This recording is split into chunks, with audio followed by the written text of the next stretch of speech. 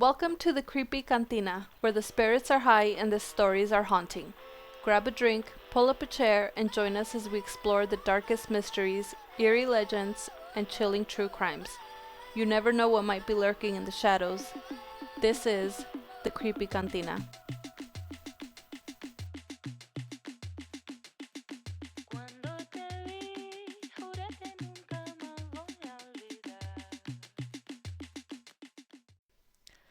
How's it going, my creepy crew?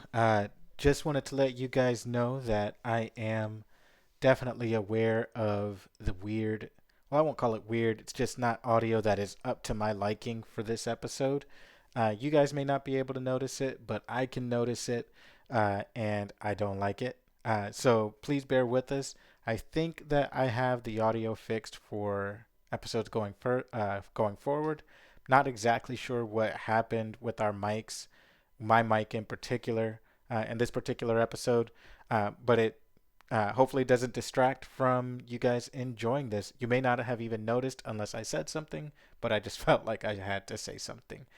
So without further ado, we'll just jump right into the episode. Thank you guys for sticking with us so far, and hope you enjoy. Hello, and welcome to the Creepy Cantina, where every sip is a dive into the unknown, and every story is wrapped in mystery. I'm Anthony. And I'm Janel. And every week we explore everything from spine-chilling ghost tales to the darkest corners of true crime.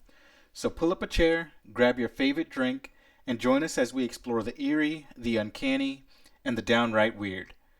Are you ready to embrace the supernatural and uncover the sinister? Then let's get started. So hello, how are you? I'm good. How are you? I'm good. What are you up to today? Well, I just finished with dinner. Delicious, by the way. Thank you. And now, just having some wine. What are we drinking? The huge. The Pinot huge. Grigio. Pinot Grigio.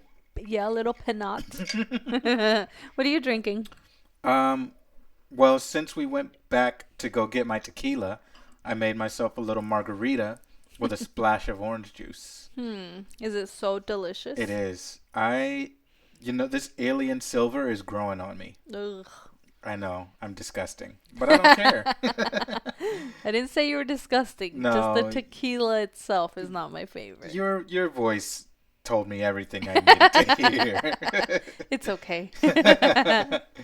So, what did you do today? I worked. I creeped everyone out at work with my bloody eye. With your bloody eye? Yeah. And yeah, that was about it. What about you? Well, I went to the gym this morning. My trainer was, of course, thoroughly impressed as usual with my progress. No, I just went to the gym, went to work, had a couple of meetings today, and that was it. That was my day. And then just hung out in school with, all of our new members. We have more than doubled our size now from last week. Yep, very nice. So that's cool, and people are talking, so that's also That's very cool. nice. Yeah, It's not just us. Yeah, it's talking to each other. Uh-huh. But actually, one of our members shared a story, and I want to share it before we get into today's episode. Okay. But the title that he put on the story was "Who Kicked My Mom's Backside?" And so, of course, that immediately caught my attention. Yeah, it's an attention grabber. Yeah. So the story goes, one sunny afternoon in Malaysia, my mom was planting some flowers in our front driveway while my gardener was cutting the lawn. My gardener came rushing inside the house in total panic, saying, "Your mom, your mom." I rushed outside and see my mom sitting on the floor, all bruised around her back. She said something kicked her so hard on her butt while she was planting flowers, she flew 10 meters across my driveway to the other side of my front garden. She was inches away from crushing her head against the wall. Oh my gosh. There was no one near, and my gardener was at the other side of my front garden cutting the grass near my pond. It sounds like they have a pretty impressive house. It does. Gardens, gardeners. Gardener, a pond. Sir. Wow. My mom was in pain for 2 to 3 weeks. till this day, we don't know who did it with such force. What can it be? What do you think it was? Poltergeist. That was my immediate thought. No, poltergeist happen when there's like adolescent kids. It's their energy that creates the poltergeist, Well, según. we don't know what his neighborhood was like. That's true. An angsty teen next door. Mm-hmm. He's like, Furious yeah. at gardening. yeah, he hates it. There's nothing he hates more than a good-looking lawn. And a pond. Yeah, so I think, I don't know what else it could be. Like, in the middle of the day, a spirit just kicking someone in the butt? Yeah. No. I don't think so. We've been dealing with American spirits. And Mexican spirits. Yeah, We don't that's know true. what they're like in Malaysia. Malaysian spirits could be on a whole Could be different kind of time. Yeah. We All don't right. know. Well, according to our member, they've never planted in that front garden again. So, I wouldn't either. Yeah, however it looks, that's just how it's going to look. That's how it is. So, Maybe they just disliked women gardening. yeah, because the guy didn't get kicked. No. And if he's his gardener, he'd probably been there for a while. Mm-hmm. I don't know. I know. But, yeah, so you, especially being a woman, should not go gardening in Malaysia, according to this theory. I don't plan on gardening anywhere. That's fair. All right. Well, thank you to our member for sharing that story. What do you have for us today? Today we have the Kansas City Butcher, or Robert Berdella. Now, when you say butcher, I'm assuming you don't mean cows and pigs. He was a chef, Okay. but he butchered people. Okay. All right. Yeah. So, what can you tell me about the Kansas City Butcher? Well, let's start from not the beginning. Okay. It's April 2nd, 1988. The police are called to Charlotte Street in Kansas City, Missouri. There's a man, naked, in nothing but a dog collar. Wait, what? Yes. This was the butcher? No, hold on. Okay. All right. Just be patient. Okay. His name is Chris. He has welts all over his body. They listen to his unbelievable story of torture. Chris and later police officers described the house at 4315 Charlotte Street as smelling strongly of dogs and feces. His new friend had invited him over and showed him around. Told him he had been an art student and liked to collect things. He invited Chris upstairs with the excuse of getting away from his dogs. Chris led the way upstairs. When he reached the landing, he was struck with something heavy on the back of his head. He fell forward. He tried to turn and defend himself, but his attacker was faster. He felt the prick of a needle and knew he had been drugged. Oh, no. Oh, yes. He blacked out. When he came to, he was naked and tied spread-eagled to bedposts. Oh, gosh. He didn't know it at the time, but he was about to live through the worst time of his life. Guess who his new friend was? The Kansas City Butcher? Old Bobby. Oh, gosh. I can only imagine what Bobby had planned. Nothing good? Nothing good. All right, so Robert's early life, Mr. Berdella. I'll probably just refer to him as Berdella. Okay. He was born on January 31st, 1949, in Cuyahoga Falls, Ohio. His parents were Robert Berdella Sr. and Mary Louise Berdella. Robert Sr. was a devout Roman Catholic. His father was of Italian descent. He worked as a die setter for the Ford Motor Company. So if you don't know, a die setter is someone who basically sets up machines and tools for the other people to come in and work. Okay, gotcha. So he'd come in before everyone, set everything up, and then everyone else would come in and do their jobs. Got it. Okay. I was going to ask what a die setter was, so yeah, thank that's you. what it is. Mary was a stay-at-home mom, and she was of German and British descent. Robert was the oldest of two sons. He had a younger brother named Daniel, who was 7 years younger, and they were both baptized Catholic in 1961. and the whole family attended church services regularly. Including Junior. Of course. He's a nice little Catholic boy. Yeah. Very Seems devout. like it. Yeah. Very wholesome. Mm-hmm. So his parents seemed like very unassuming people. They were just people that were just trying to make a living. Yeah, just honest, hardworking people, Mm-hmm. seems like. Okay. So I'll let you tell the story. I assume you're going to tell me where they went wrong. Well, we'll see. Let's see.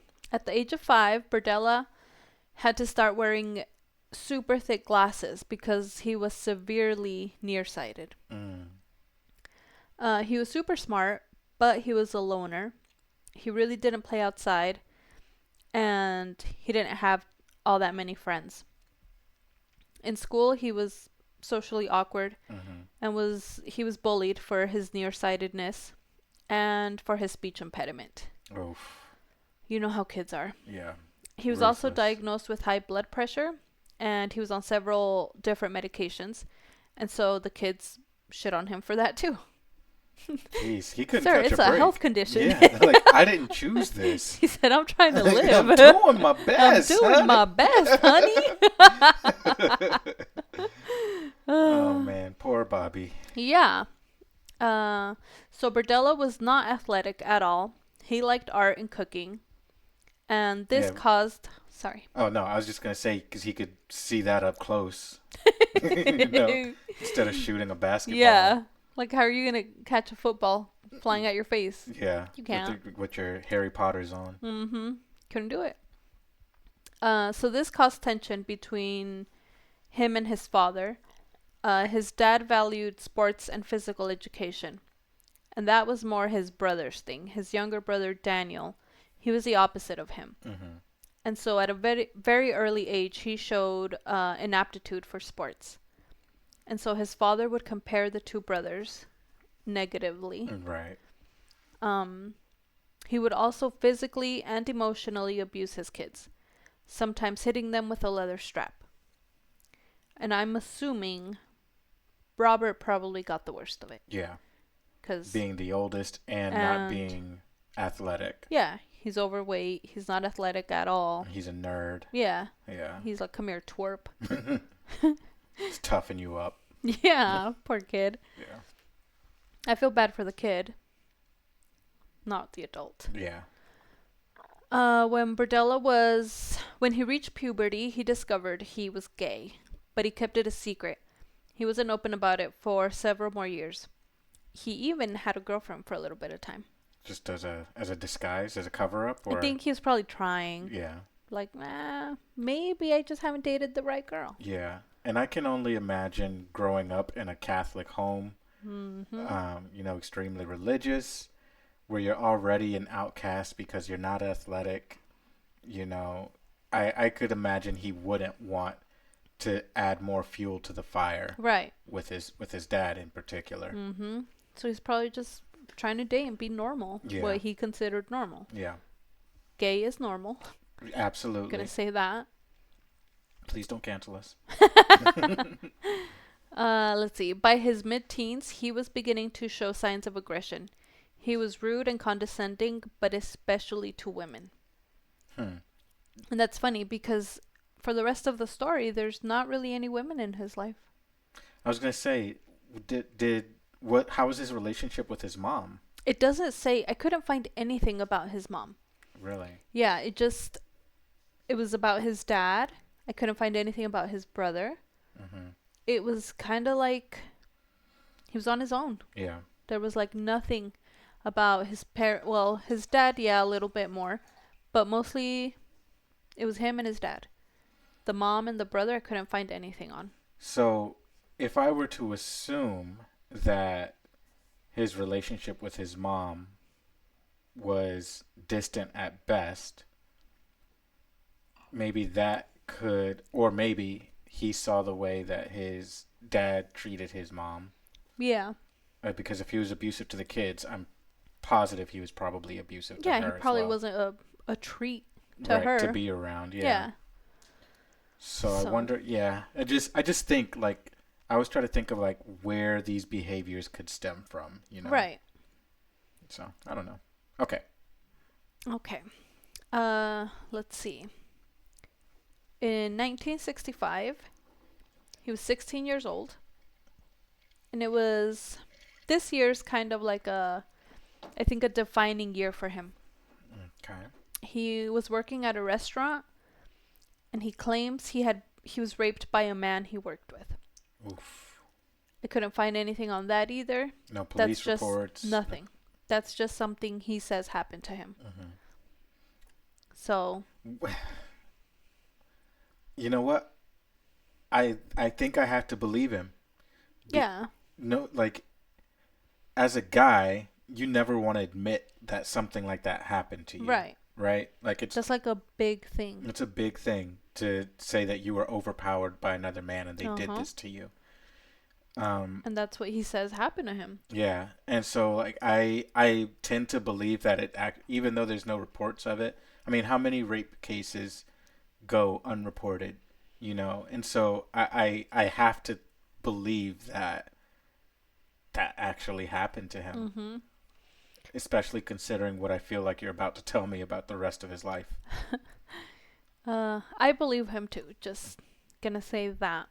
So that's pretty sad. That's Yeah. a 16-year-old kid. That's a very traumatic That's probably his experience. first job. Mm-hmm. He's just trying to save money. Yeah.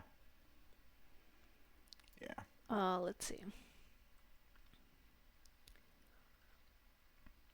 Let's see. Oh, around this time, he also watches The Collector for the first time. So, do you know what that is? I don't. What is The Collector? So, The Collector is a movie. Well, it's a book, Okay. but then it was made into a movie.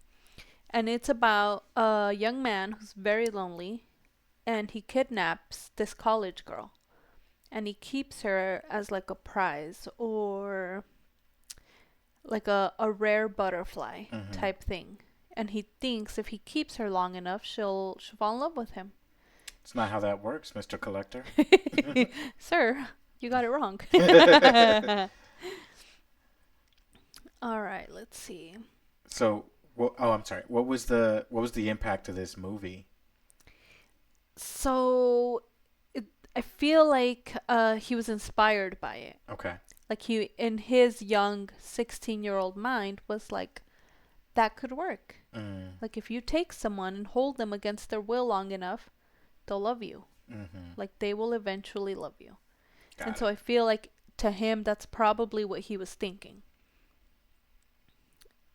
He also stopped going to church. Remember, he used to go to church regularly with his family. Mm-hmm. Around this time, he stopped. Then, to make things worse, his father dies of a heart attack 2 days after Christmas. Oh gosh. So that had like a huge impact on him. Mm-hmm. Even though they didn't get along, that's still his dad. That's still his dad, right? Yeah. Like of course, that's going to hurt him. That's going to affect him. Then, because that wasn't enough, Right. his mom remarries like very soon after his dad passed away. What? Yep. So Yep. she didn't grieve at all. It doesn't seem like it. I couldn't find how long she waited, but everything I read said that she married like right away. Wow. Yeah. And it could have been for financial and security purposes because she didn't work. Oh, okay. It was her husband who worked. Right. And so if he was the main breadwinner, what is she going to do? She still Right. has 2 kids at home. And two, like I was saying before, like if he was not that great to her, it may not have been any love loss on her side anyway. Like she just gets to move on. Yeah, finally. And so this obviously upset him. He was very mad at his mom for it, and that caused even more distance between his mom and his brother and himself. Okay. Then that's when he also started to explore his homosexuality. Okay. How he explored it, I don't know. Anyone's guess. Yeah. I don't know if it was with other kids, magazines. I'm not sure. So in 1967, he graduates from high school and moves to Kansas City, Missouri. He attends the Kansas City Art Institute, where he initially studied art. However, he became involved in drug use, and from the drug use came some disturbing behavior, Okay. including torturing animals, Mm, selling drugs, and that ultimately led to his expulsion from school. gotcha. You normally hear about animal torture and animal cruelty in kids, Uh-huh.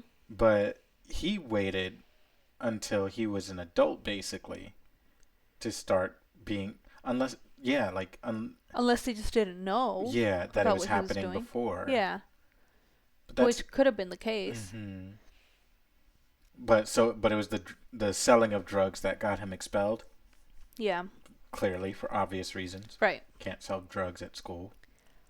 So I'll tell you about his drug selling. Okay. In 1968, he gets arrested for selling amphetamines to an undercover cop. Eesh.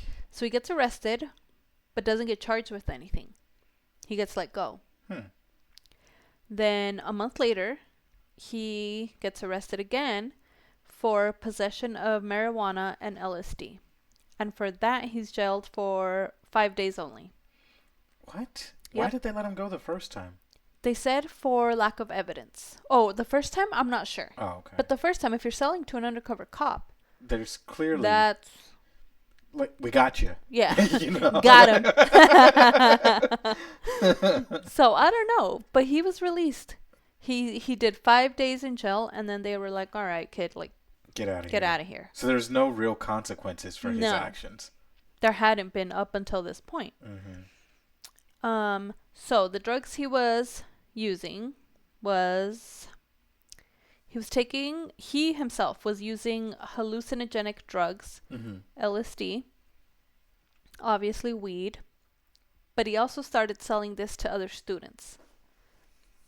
And so around the time he started using these drugs was when his behavior became pretty erratic and disturbing. So they say it was disturbing because he was in an art school, remember? Yeah. And so he would have to do like performance art pieces. Okay. Oh, it wasn't just painting. And No. was He would all have to like arts. act things Yeah. out. And so one of the things he did was bring a duck to class and torture it in front of all the students and the professor. What? And he said that was his performance art. And he tortured it to death, basically. Oh my goodness. Yeah. And so then that, I guess, raised a lot of red flags. And they Yeah. were like, hey, like, Bobby's not okay. yeah, someone should check on Bobby. Jeez. He is not okay. He also experimented on a dog. He injected it with various substances to see how he would react. Mm-hmm. And he did that until the dog died. So this kind of shows his growing interest in control, pain, Mm-hmm. and death. So it starts with animals.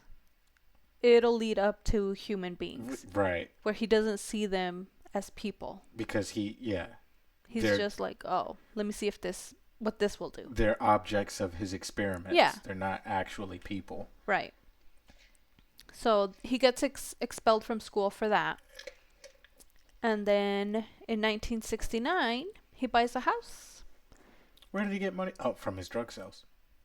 He could have had a real job. Also, houses were like $5 back then. So Just order it from Sears. yeah, Have it build it delivered. yourself. So, all right, yeah, never Yeah. mind. So he buys his house in 1969 at 4315 Charlotte Street, Kansas City. Mm-hmm. He lives there until his arrest. So this is kind of when he starts his criming. Right. So just for reference, he is over 6 feet tall, and he weighs about 230 pounds. So he's a big guy. That's a big guy. Yeah. So for people that are going to be like, why didn't they fight him off? Look at him. Because he's 6 feet, 230 pounds. Right. Like, there's good luck. All right. So in 1970, during the 1970s, he becomes an accomplished chef, actually. And he's working in a lot of like high-end restaurants in, what do you call them? country clubs, Okay. and he even joins a local chefs association where he helps set up training classes for aspiring chefs. So he's doing well for himself. Right. It seems like he is just like a part of the community. Uh-huh. He's doing his part. Then he also helps organize a local crime prevention and neighborhood watch association. That's real rich. The fucking nerve of this guy. It's the audacity for me. In the 1970s, he also becomes open about his sexuality. So he's not hiding it anymore. He's like, This is who I am. I'm gay. Like, this is who I am. Yeah. He also begins renting a little space at a local flea market where he sold oddities, antiques, and artifacts related to the occult. Guess what he called it? What? Bob's Bizarre Bazaar. That's clever. Yeah, I was like, I like catchy. that. Hi, Bobby, I like it. Yeah, I'd visit your little stand, Bobby. All right. So in 1981, he quits his job as a chef, and he works full time at his shop. So at this point, he's opened up like a real shop. A real bazaar. Yes, not just a little stand at a flea market. He's got like an actual store, brick and mortar, you Yeah. can go in. So that's all in 1981. Nothing crazy.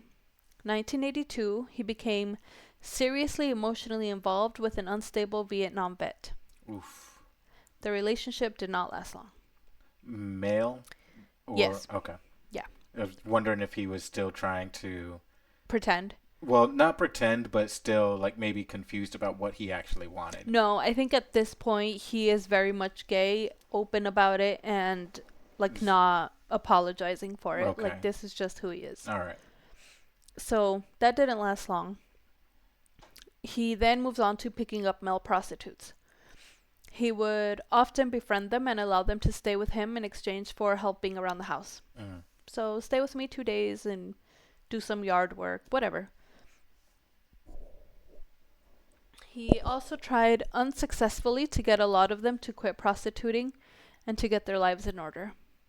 He put on his little cape. Yeah, he was Captain Save-A-Ho. He said, come here. Like, let me fix you. You don't need to live like this. I can take you away from all this.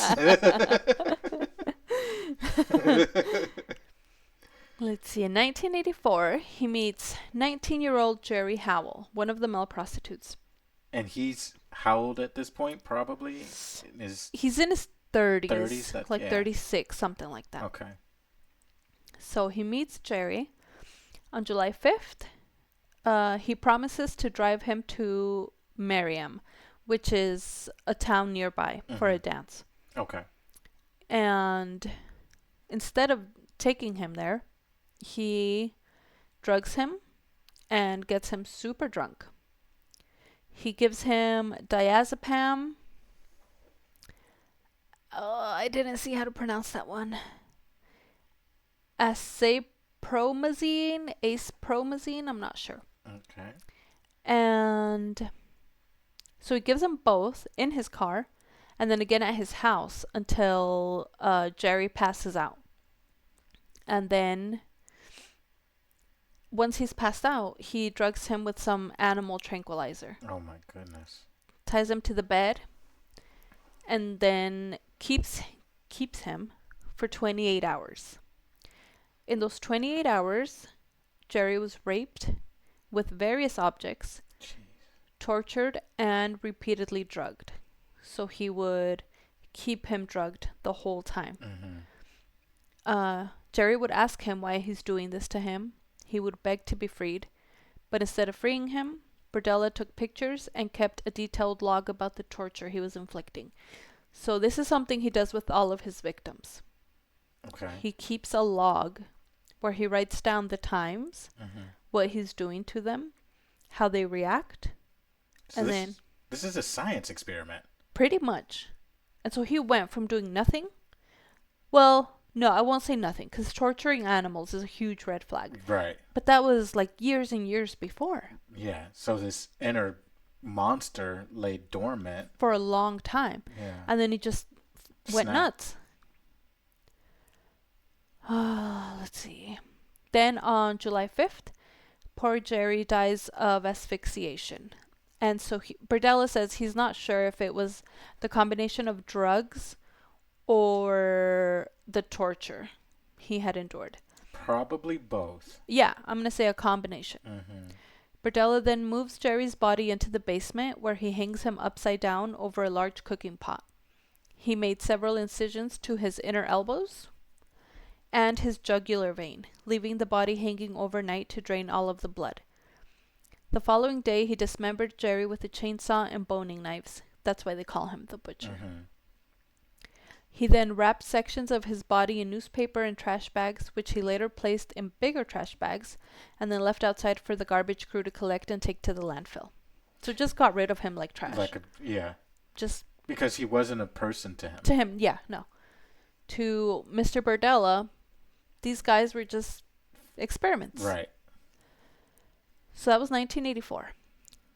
1985, on April 10th, Berdella lets an acquaintance, 20-year-old Robert Sheldon, stay at his house after Sheldon asked him to stay there.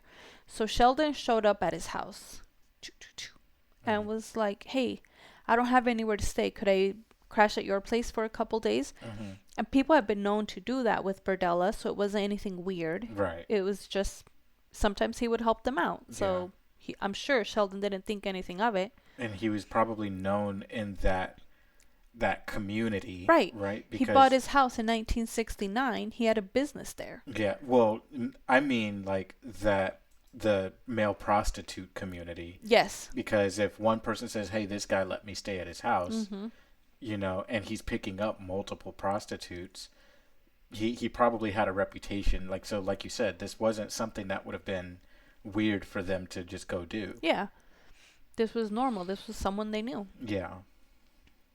So it's not like he wasn't staying there for free either. He was charging him rent. Oh. And Sheldon was responsible. He paid his rent on time. But Berdella still saw him as an inconvenience. He just did not like him. Didn't want him there. And instead of kicking him out, he's like, another experiment. Yes. He's like, what can I do to this guy? So he injects Sheldon with drugs. I'm going to assume it's the same drugs as before. Yeah. So the intention was to keep him like he did to Jerry Howell. Mm-hmm. But on the next day, April 11th, he changed his mind and was like, nah, I'm not going to do that to him. Mm-hmm. And he takes him to the doctor because Sheldon was complaining about soreness in his body from the drugs. Okay. So then on April 12th, Jerry's back at his house. Not Jerry, I'm sorry. Sheldon. He's back at his house. And Berdella goes to work, comes home. Sheldon's drunk. And that pissed him off. Why? I don't know. Who knows? But he was very upset that he was drunk. So then again, he decides he's going to keep him. He says he's not attracted to Sheldon at all. He just saw him as someone he could take his anger and frustration out on. Wow. Yeah. So just a punching bag, basically. So Berdella drugs him again with more sedatives, more tranquilizers, and then bound and gagged him, like he did with Jerry, to the bed. Mm-hmm. Berdella then goes on to sodomize him and torture Sheldon for days. He tortures him for 3 days. He swabbed drain cleaner in his left eye. He inserted needles under his fingertips. He bound his wrists tightly with piano wire with the intention of causing permanent damage. So he wasn't like, I'm just going to hold him here. No, Yeah, like if he moved, he wanted to hurt him. And he also filled his ears with caulking to limit his hearing capacity. What? Yeah. How sick is that? Like, who thinks of that? Psychopath. Yeah. But he did all this in just 3 days. So then, April 15th, 1985, a workman arrives at Berdella's house to work on the roof. Berdella suffocates Sheldon with a plastic bag so that the workman wouldn't hear him screaming. Mm-hmm. He moved Sheldon's body to the bathtub, where he made the same incisions as Jerry in his inner elbows and his jugular, Mm-hmm. and drained his body of blood. Then he goes on to dismember the body in the same way, with a chainsaw and the boning knives. But he keeps his head. What? Why? A trophy. Oh, so now he's keeping trophies. Yeah.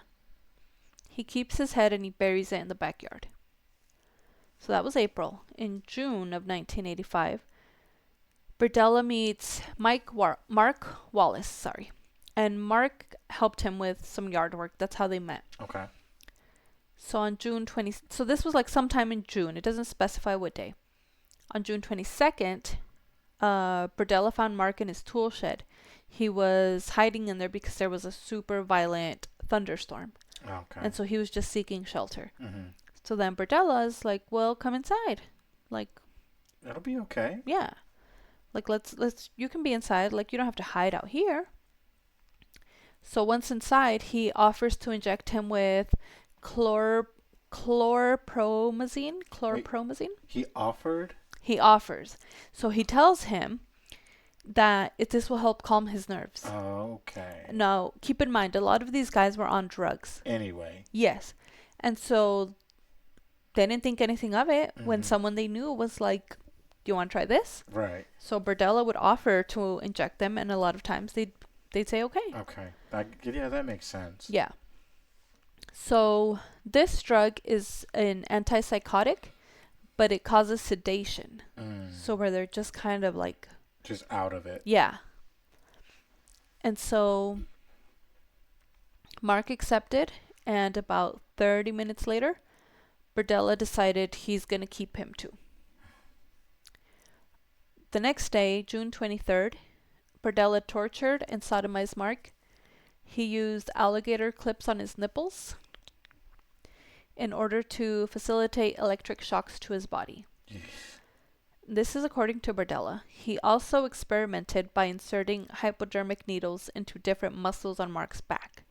So he would inject the needles all over his back and different muscles, and then with those alligator clips on his nipples, he would shock him. Yeah. And because there's metal in your body, it's going to shock those parts of your body also. Right. So he confessed to all of this? Yeah, he did. Let's see. And he did this until he died from asphyxiation. It was a combination of the gag, because he gagged him, the drugs, and obviously a lack of oxygen from these two things. So then Berdella disposes of his body like he's been doing. He drains the blood and dismembers him. Sets him out for the trash on Tuesday. Yep. On September 26, 1985, he picks up an acquaintance. His name is James Ferris. He's 20 years old. He met him at a gay bar and took him back to his little house of horrors. Yeah. Imagine. So he drugs him with crushed tranquilizers. He didn't offer. He just did it. He just went ahead and did it. He cooked for him, though, so he concealed it in his meal so he wouldn't know. Remember, he's a chef. Right. So I'm sure he cooked amazing things. So people are like, yeah, I'll take some. So he tied him to his bed and tortured James for 27 hours. This included the repeated administration of 7,700 volt electric shocks to the shoulder and testicles. Oh. And he would do it for up to 5 minutes at a time. Jeez. It wasn't like a little shock. This was 5 minutes? Ongoing, yes. 5 minutes to your huevos? No, to your huevitos? you. No, thank you. He says he also did acupuncture with hypodermic needles to the neck and genitals. James gradually became delirious, but Berdella continued his sexual and physical assaults until he noted that James was unable to sit up for more than 10 to 15 seconds at a time. Then James also dies of asphyxiation, and Berdella disposes of his body like he's been doing, drains the blood, dismembers him. And then here he goes through a little cooling off period. So this was all in 1985. Yeah, he was a busy man in 85. Yes, very busy. And then he just stops. Takes a break. Doesn't do much. In June of 1986, Berdella invites his friend Todd Stoops, a 23-year-old male prostitute and drug addict. They've known each other for years. And Stoops along with his wife, because he was married, Okay. had even stayed at his house a few times with him for like days at a time. Mm-hmm. And so I'm sure he didn't feel like he was in any danger. Right, 'cause this was his friend. Yeah, for years. Mm-hmm. Like, why would he suspect anything of his friend? So Berdella takes him to his house with the promise of sex and food. Todd needed money for drugs, and so he accepted. And so Berdella claims he was extremely attracted to Todd. He held him captive for 2 weeks before he died. He gradually increased Todd's torture. He wanted to make him a cooperative and incapacitated sex slave. Berdella used electric shocks through Todd's closed eyes in an attempt to blind him. Oh my God. Yeah. And he injected drain cleaner into his larynx, his throat, in an attempt to silence his screams. During his second week of torture, Todd asked Berdella for a sandwich and a soda, and Berdella said no. And then Todd lost his shit and burst into tears. 'Cause you've been tortured. For a week now. All you fucking want is some food Mm-hmm. and a little sody pop. Nope. Can't have it. So then, on June 27th, Berdella ruptured Todd's anal wall with his fist. So this caused a lot of bleeding and discharge, obviously. Yeah. Towards the end of Todd's captivity, he was trying to feed him ice cream and soup, but Todd couldn't keep anything down. By the final day, he was so weak he couldn't even breathe in a sitting position.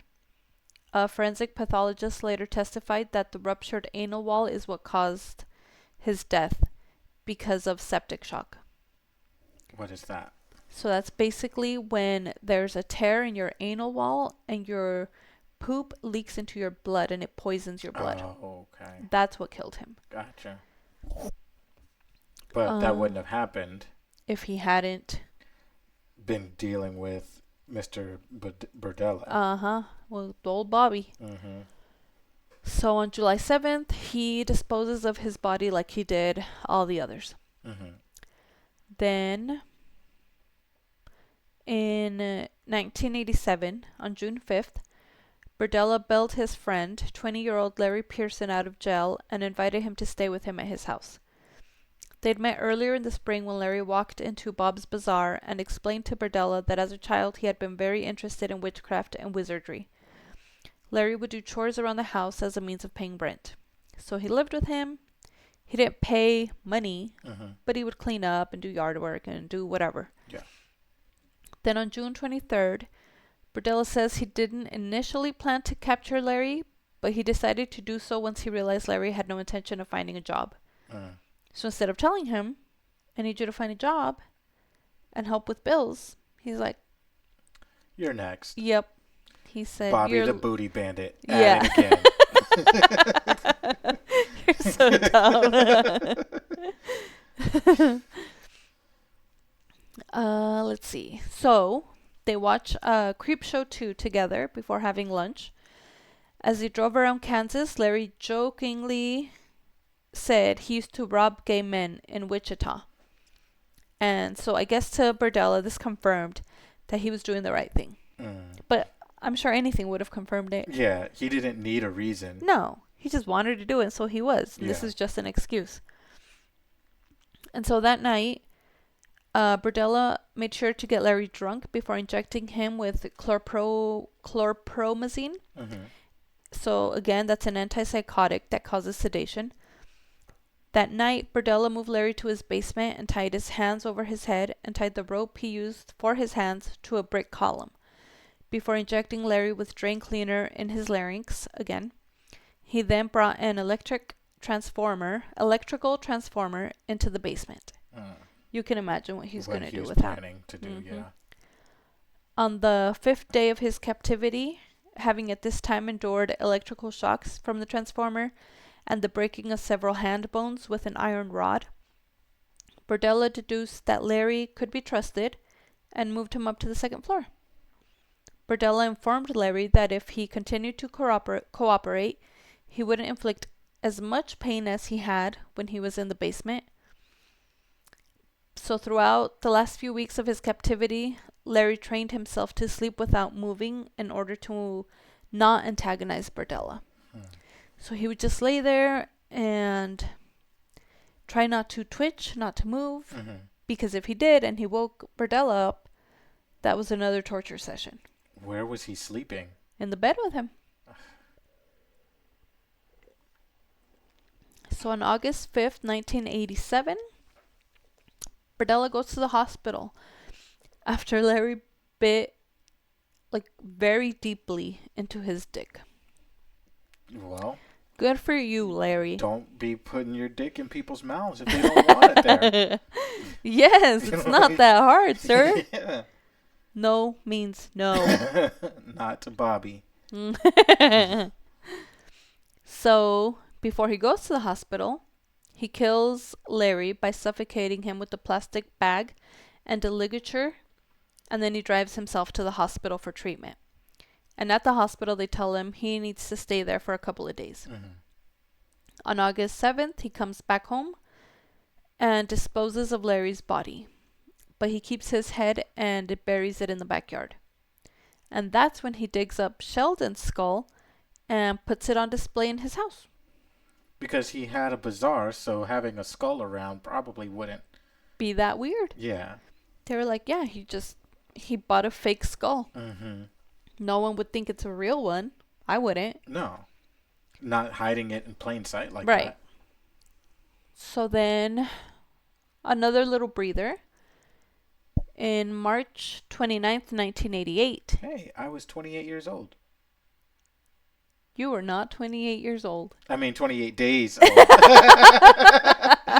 I forgot to tell you, I'm immortal. I was like, what are you talking about, Loca? No, 28 days.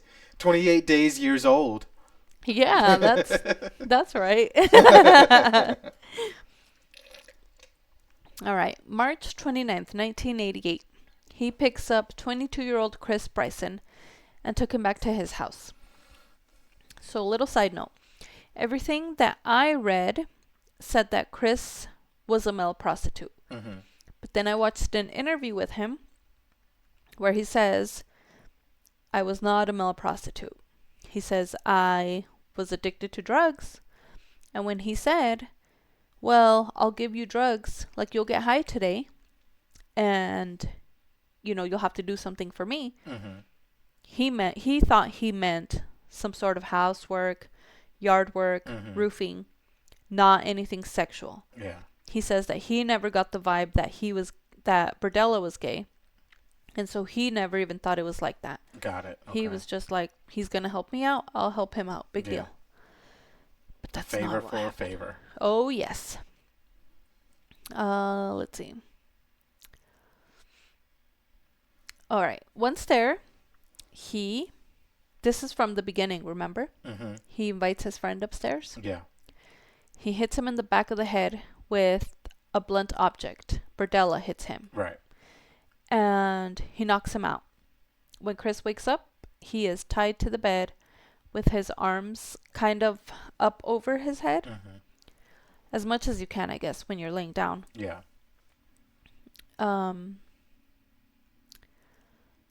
So he was struck multiple times over the head with an iron bar.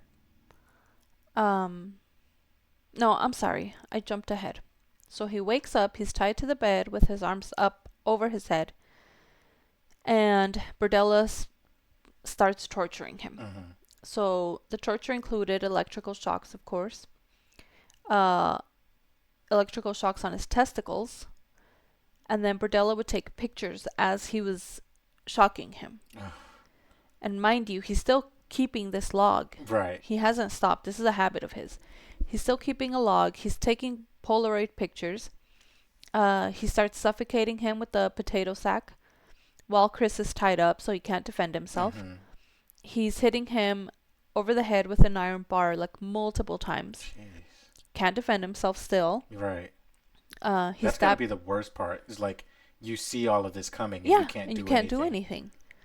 He stabs him in the ear with a wire coat hanger. Like multiple times. He's just going at it.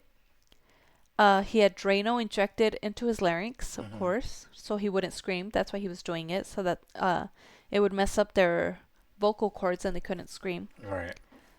Then Berdella rubbed bleach into Chris's eyes using cotton swabs. Oh my God.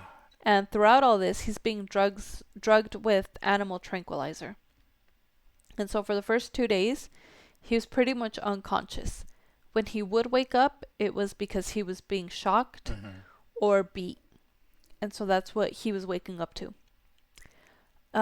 When he is able to stay awake, his eyes are still swollen shut from the bleach and the beatings. And then Berdella would turn the TV up so loud that Chris never knew if he was home or if he had left. So if the door slammed, he couldn't tell. Right. If his car turned on, wouldn't know. Yeah. So of course he would be afraid to try and free himself because He just never knew, and Yeah. he couldn't see. right, like you never know if he's here or not. So obviously this made it seem like escaping was impossible. Then on the third day, Chris convinced Berdella to tie his hands in front of him versus over his head.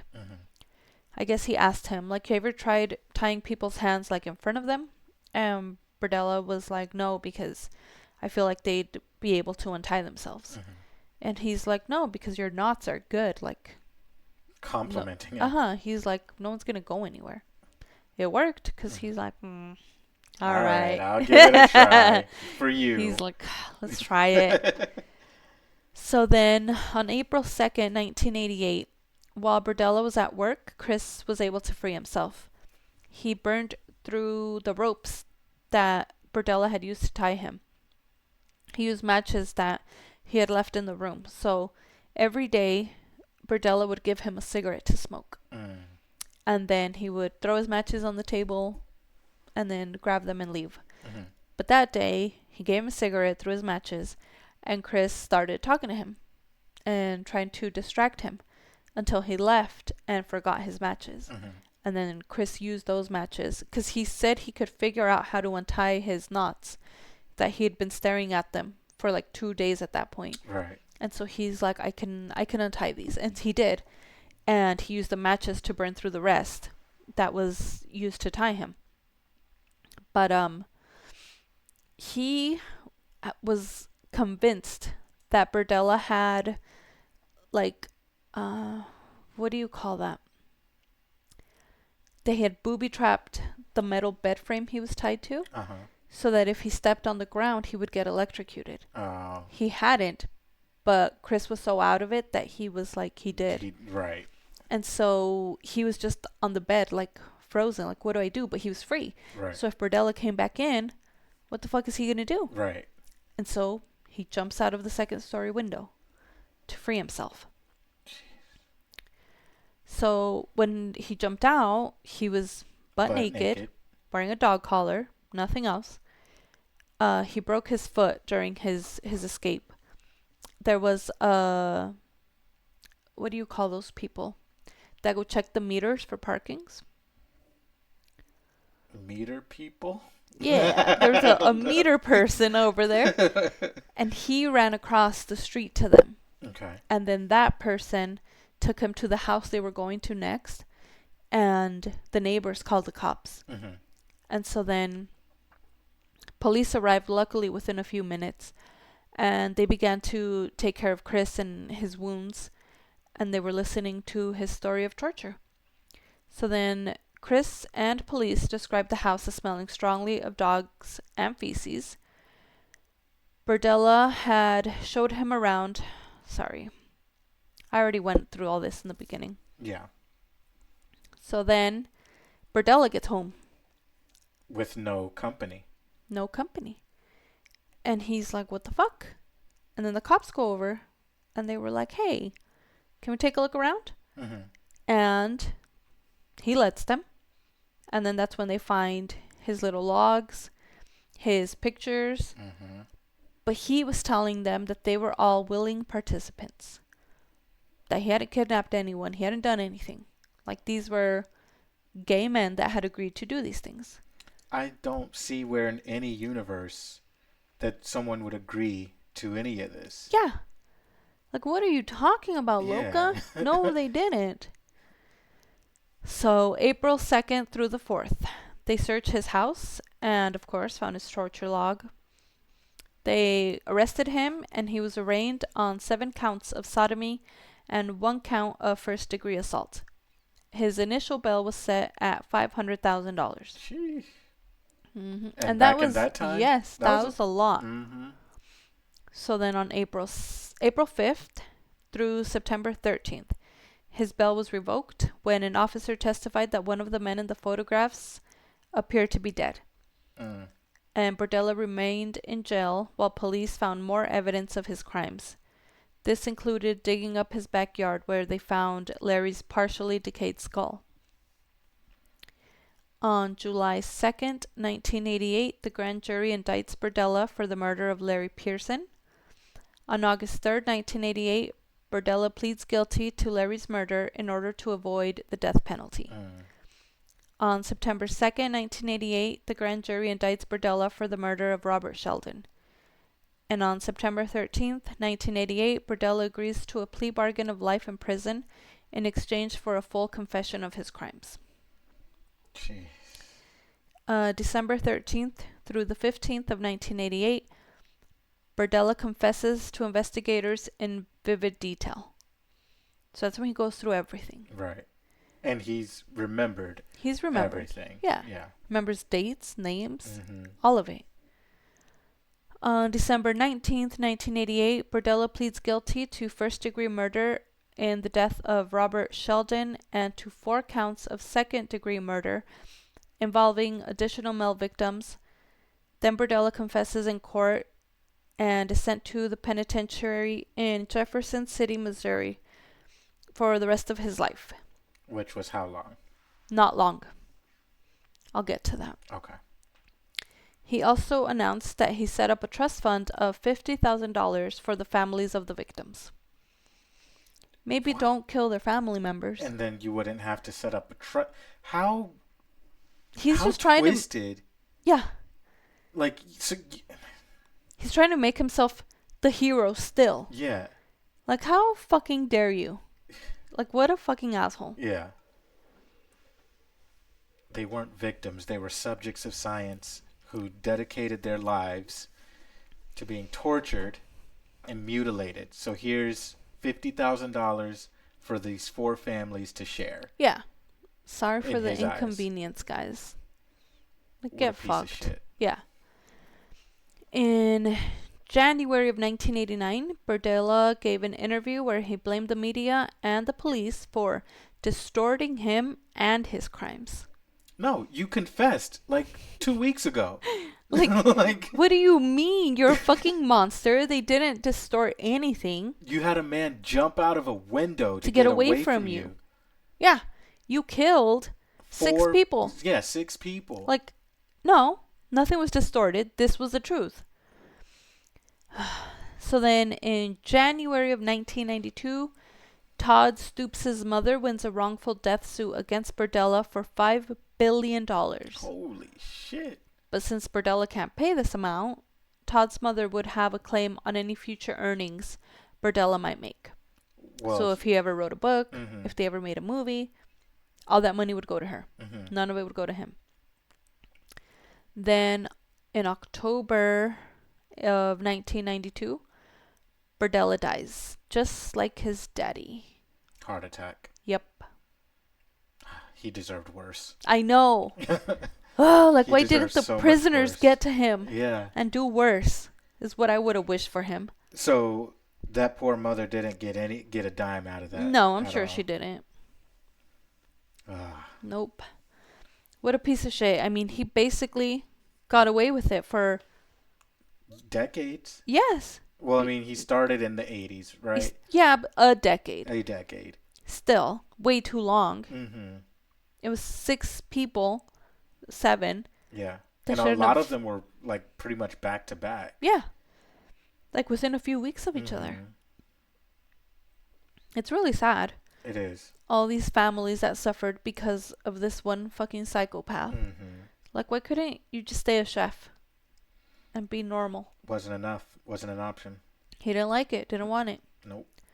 Don't want it, don't need it, he said. He told that lady, I don't care about you or your baby.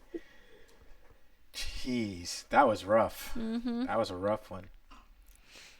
So I don't even know where to go from that. Like Berdella, does he have any living family still? Does he have? Is there anyone around that knew him then, or anything along those He lines? never had friends. He Right. never really had friends until he opened up his little Bob's Bizarre Bazaar. Mhm.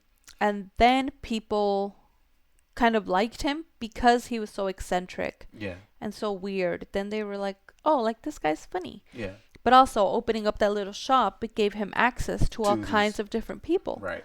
because there are just like housewives that were like, what's this? Mhm. That would walk in and their husbands. And then also like the weird hippie kids that were Right. like, this is cool. Mhm. So he had access to all kinds of people. Yeah. And so he never really had friends. I mean, like his friends were like The people he kept. the people he kept, the prostitutes he would pay. Like he didn't have friends. Yeah. He was not one of those guys. And his mother, did she, where was she? Like, did she pass away before all of this came to light, or there was After no other she mention? married his stepdad, I couldn't even find the stepdad's name. Oh, okay. After she married his stepdad, they That's just all we was heard. nothing else after her. Okay. Like he moved away, went to college, and That was it. that was it. Like did not stay in contact with his family at all. Hmm. But yeah, Oof. that's the story of the Kansas City Butcher. Bobby the Booty Bandit. Yep. That's what I'm gonna call him. All right. Well, thanks. That was a riveting tale. I'm gonna need another drink. Me too. I just poured myself Yeah. more wine. Yeah. So, moving on from that, what else do you got going on? What's the next story that you're looking at researching? I was trying to do like a